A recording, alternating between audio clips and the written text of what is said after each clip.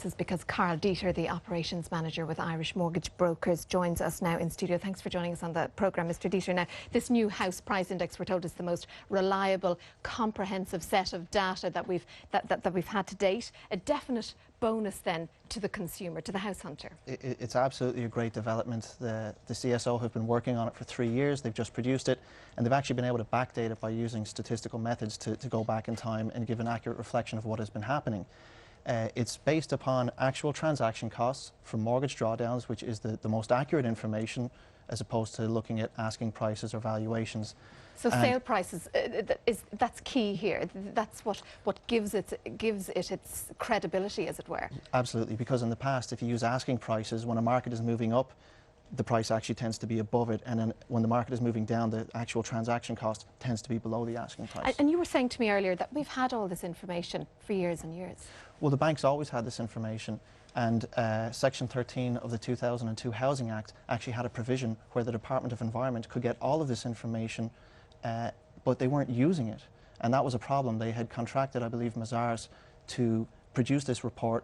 I don't know if they weren't able to, but one way or another it went to the Central Statistics Office, who have now given us this information. So was that a missed opportunity then? Had we all this information collated in this fashion, might we have avoided some of the madness, some of the ridiculously inflated prices that we saw during the boom?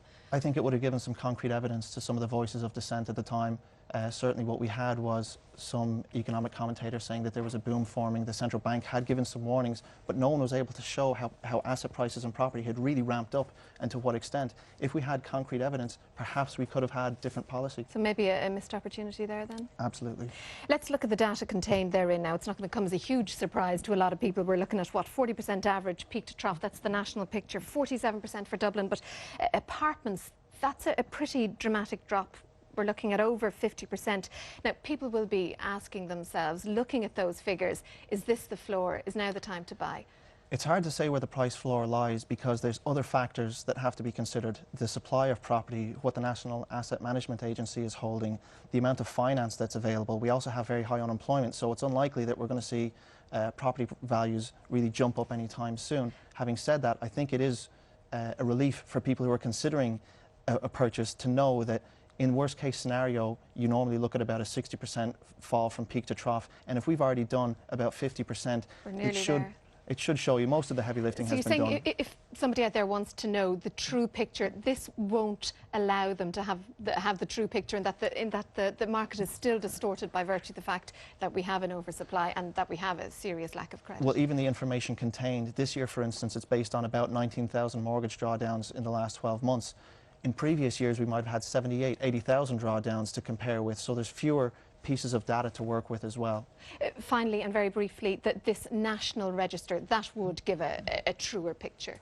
That's basically what everyone is looking for. That's what we need. That will give the market transparency. This is an EU project to provide figures so they can make a harmonised index of consumer prices.